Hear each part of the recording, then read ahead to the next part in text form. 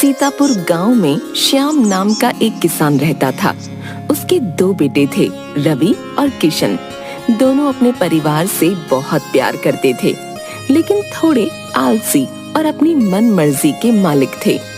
दोनों अपनी माँ के लाडले थे। एक दिन, रवि किशन, कहाँ हो तुम दोनों? रवि किशन, अरे कहाँ हो तुम दोनों? अरे भाग्यवान, तुम ही बता दो कहाँ हैं दोनों? वो घड़ी देखो और बताओ कितना बज रहा है? 11 बज रहे हैं। हाँ, तो अभी मेरे दोनों बच्चे सो रहे हैं। अभी 1 घंटे बाद उठेंगे।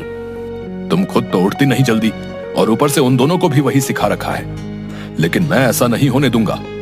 अभी देखो मैं इनको कैसे उठाता हूँ। आज इनको नहीं छोड़ूंगा मैं। हाँ,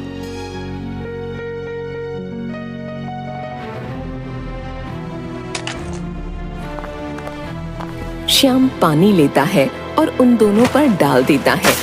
पानी पड़ते ही दोनों चिल्लाने लगते हैं।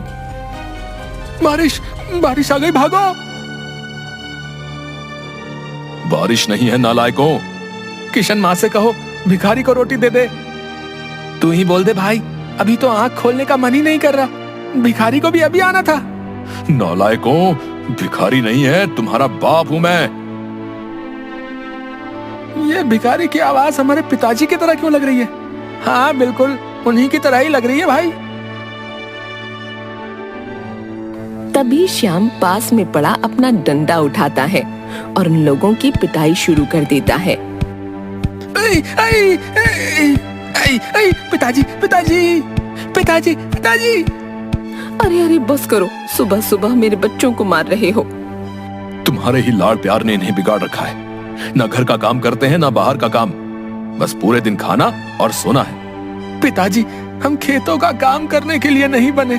हम तो महामंत्री और मंत्री बनने के लिए पैदा हुए हैं पिताजी।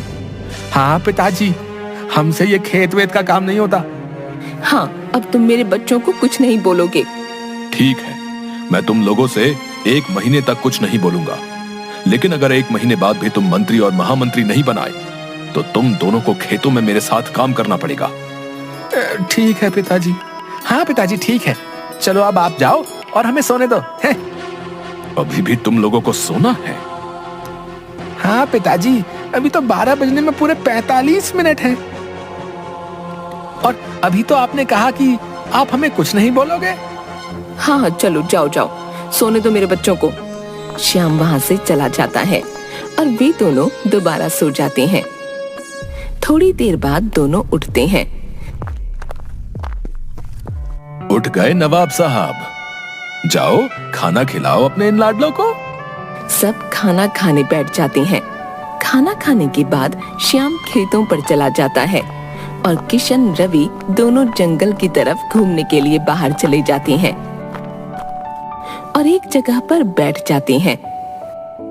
किशन, हमने पिताजी से कह तो दिया कि हम महामंत्री और मंत्री बनेंगे, लेकिन कैसे? अरे रवि, तू इतना परेशान क्यों हो रहा है? कोई ना कोई तरकीब तो निकालेंगे ही। वे दोनों यही सोचते रहते कि क्या करें।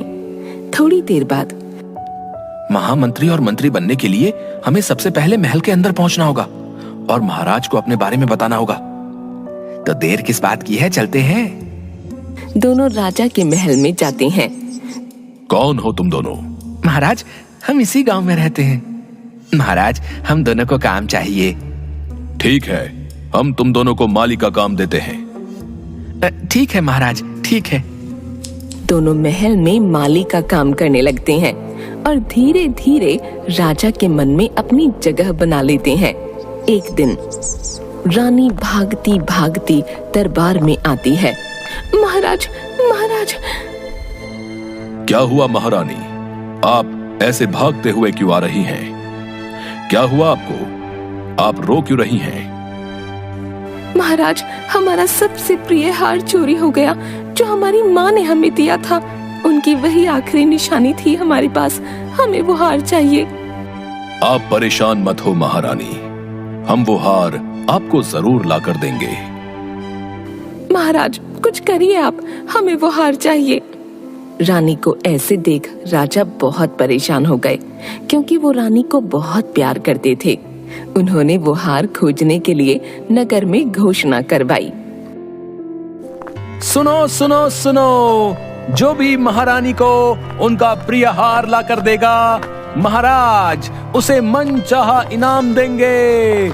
सुनो सुनो सुनो। घोषणा को सुनकर सभी लोग रानी का हार खोजने में लग जाते हैं, लेकिन किसी को भी हार नहीं मिलता। कई दिन ऐसे ही गुजर गए और रानी दुखी रहने लगी। रानी की ये हालत देखकर राजा को बहुत बुरा लग रहा था। एक दिन, महाराज महाराज। कहो, क्या कहना है तुम दोनों को? महाराज, हम दोनों भी एक बार महारानी का हार तलाश करना चाहते हैं। नहीं नहीं, अब हमें आस मत दिलाओ। हमें पता है वो हार नहीं मिलेगा। महाराज, हमें एक मौका तो दीजिए। मेरे भाई एक ज्योतिषी हैं और वो इतने दिन से नक्षत्रों की गणना कर रहा था। आज अमावस्या की रात है। वो पूरी रात ध्यान करेगा और विद्या से पता करेगा कि महारानी का हार कहाँ है। अगर ऐसा ही था तो तुमने पहले क्यों नहीं ढूंढा? वो महाराज, हम दोनों चाहते थे कि गांव वालों को भी मौका मिलना चाहिए ना। ठीक है, दिया तुम्हें एक मौका, लेकिन अगर तुम दोनों वो हार नहीं लाए तो तुम दोनों को फांसी की सजा दी जाएगी। महाराज, मेरा भाई इस गांव से दूर पहाड़ी पर अकेला ध्यान करेगा ताकि चांद का प्रभाव कम ना हो, और कल तक आपको वो हार लाकर देंगे। बस आप हमारा वहां रुकने का इंतजाम करवा दीजिए। और हाँ महाराज, वहां कोई ना आए। ठीक है ठीक है। महाराज, मैं उस चोर के बहुत करीब तक पहुंच गया हूँ। हाँ। अच्छा अच्छा, ठीक है। राजा उन दोनों के लिए वहाँ एक तंबू गड़वा देते हैं और वे दोनों वहाँ चले जाते हैं। वहाँ पहुंचकर हमने महाराज को कह तो दिया कि हम हार को वापस ले आएंगे, लेकिन लाएंगे कैसे? तू परेशान मत हो, बस देखता जा और उस चौकी पर बैठ जा। वो बैठ जाता है। तभी वहाँ एक बूढ़ी औरत आती है। बूढ़ी औरत मन में सोचते हुए, मुझे लगता है ये महाराज के सामने मेरा राज बता ही देंगे। मुझे इनसे माफी मांग लेनी चाहिए। ओम चंद्राय नमः, ओम चंद्राय नमः, ओम चंद्राय नमः। बेटा बेटा, मुझे माफ कर दो। मैं रानी की दासी हूँ। मैंने ही उनका हार चुराया है। तुम ये बात राजा को मत बताना। अगर तुमने बताया तो मुझे महल से निकाल दिया जाएगा। ठीक है, नहीं बताऊंगा, लेकिन आगे से कभी भी ऐसा नहीं होना चाहिए। नहीं होगा। बस इस बार मुझे बचा लो। अच्छा, ठीक है। अब जल्दी से बताओ वो हार कहाँ है? ये रहा वो हार, ये रहा। बुढ़िया अपनी पोटली से वो हार निकालती है और दे देती है। चलो अब यहाँ से जल्दी जाओ। बुढ़िया वहाँ से चली जाती है। बुढ़िया के जाने के बाद किशन बोलता है, अरे रवि, ये सब कैसे हुआ? मुझे पता था कि हार चोरी हुआ है और चोर अपने आप को बचाने के लिए हमारे पास जरूर आएगा, इसलिए तो मैंने महाराज से ये घोषणा करवाई थी। अच्छा, ये तो बहुत अच्छा हुआ। चोर हमारे जाल में फंस गया। चोर नहीं, चोरनी। अगले दिन राजा उस तंबू के पास आता है। रवि किशन, क्या वो हार मिला? ये लीजिए महाराज, महारानी का हार। ये कैसे मिला? कैसे मिला तुम दोनों को? तुम दोनों ने तो सच में कमाल कर दिया। वाह, क्या बात है। हम तुम दोनों से बहुत खुश हैं। बताओ, तुम्हें क्या चाहिए? महाराज, मुझे महामंत्री और मेरे भाई को मंत्री बना दीजिए। राजा ने अपने वादे को पूरा किया और उन्हें मंत्री और महामंत्री बना दिया। ये बात जानकर उनके पिता भी बहुत खुश हुए और धीरे धीरे उनके पास अपार धन हो गया। देखा पिताजी, हो गया ना हमारा सपना पूरा। हाँ, हो गया। लेकिन मेरी वजह से, जब मैंने तुम लोगों को पानी फेंक के उठाया था, उसी का नतीजा है ये। हाँ।